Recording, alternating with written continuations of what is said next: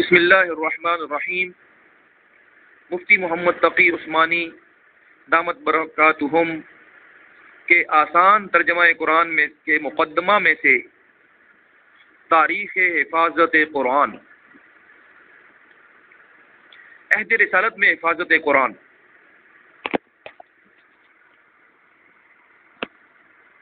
قرآن کریم چونکہ ایک ہی دفعہ پورا کا پورا نازل نہیں ہوا، بلکہ اس کی مختلف آیات ضرورت اور حالات کی مناسبت سے نازل کی جاتی رہی ہیں، اس لیے عہد رسالت میں یہ ممکن نہیں تھا کہ شروع ہی سے اسے کتابی شکل میں لکھ کر محفوظ کر دیا جائے۔ چنانچہ ابتدائے اسلام میں قرآن کریم کی حفاظت کے لیے سب سے زیادہ زور حافظے پر دیا گیا۔ شروع میں جب وحی نازل ہوتی تو آپ اس کے الفاظ کو اسی وقت دہرانے لگتے تھے تاکہ وہ اچھی طرح یاد ہو جائیں۔ اس پر سورہ قیامت تک کی آیات میں اللہ تعالیٰ نے آپ کو ہدایت فرمائی۔ قرآن کریم کو یاد رکھنے کے لیے آپ کو عین نزول وحی کی وقت جلدی الفاظ دہرانے کی ضرورت نہیں۔ اللہ تعالیٰ خود آپ میں ایسا حافظہ پیدا فرما دے گا کہ ایک مرتبہ نزول وحی کے بعد آپ اسے بھول نہیں سکیں گے۔ چنانچہ یہی ہوا، ادھر آپ پر قرآنی آیات نازل ہوتی اور ادھر وہ آپ کو یاد ہو جاتی۔ اس طرح سرکار دو عالم صلی اللہ علیہ وسلم کا سینہ مبارک قرآن کریم کا سب سے زیادہ محفوظ گنجینہ تھا، جس میں کسی ادنا غلطی یا ترمیم و تغیر کا امکان نہیں تھا۔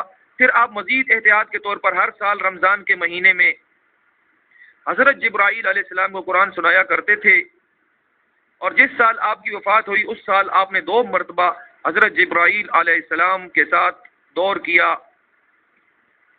صحیح بخاری مع فتح الباری جلد 9 صفحہ 36۔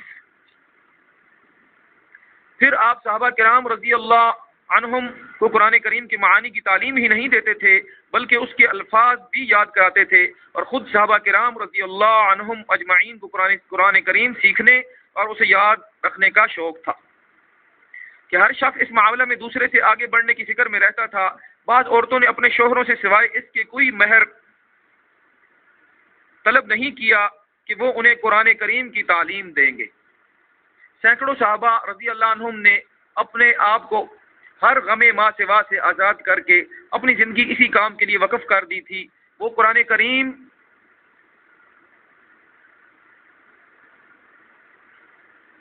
کو نہ صرف یاد کرتے بلکہ راتوں کو نماز میں اسے دہراتے رہتے تھے۔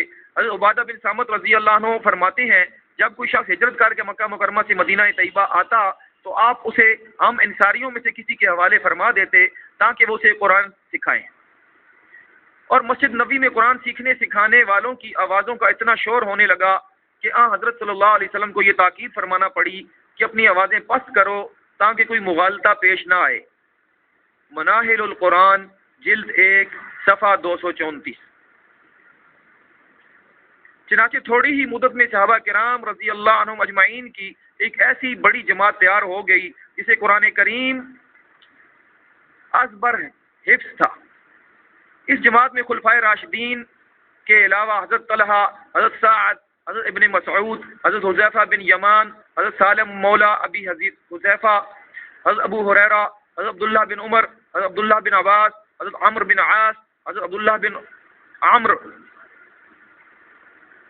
حضرت معاویہ، حضرت عبداللہ بن زبیر، حضرت عبداللہ بن الصائب، حضرت عائشہ، حضرت حفصہ، حضرت ام سلمہ رضی اللہ عنہم اجمعین وغیرہ بطور خاص قابل ذکر ہیں۔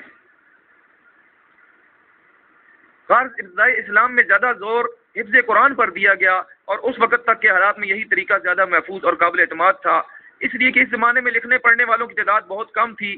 کتابوں کو شائع کرنے کے لیے پریس وغیرہ کے ذرائع موجود نہ تھے، اس لیے اگر صرف لکھنے پر اعتماد کیا جاتا تو نہ قرآن کریم کی وسیع پیمانے پر اشاعت ہو سکتی، نہ اس کی قابل اعتماد حفاظت۔ اس کی بجائے اللہ تعالیٰ نے اہل عرب کو حافظے کی ایسی قوت عطا فرما دی تھی کہ ایک شخص ہزاروں اشعار کا حافظ ہوتا تھا، اور معمولی دیہاتیوں کو اپنے اور اپنے خاندان ہی کے نہیں، ان کے گھوڑوں تک کے نسب نامے یاد ہوتے تھے۔ اس لیے قرآن کریم کی حفاظت میں اسی قوت حافظہ سے کام لیا گیا، اور اسی کے ذریعے قرآن کریم کی آیات اور صورتیں عرب کے گوشے گوشے میں پہنچ گئی۔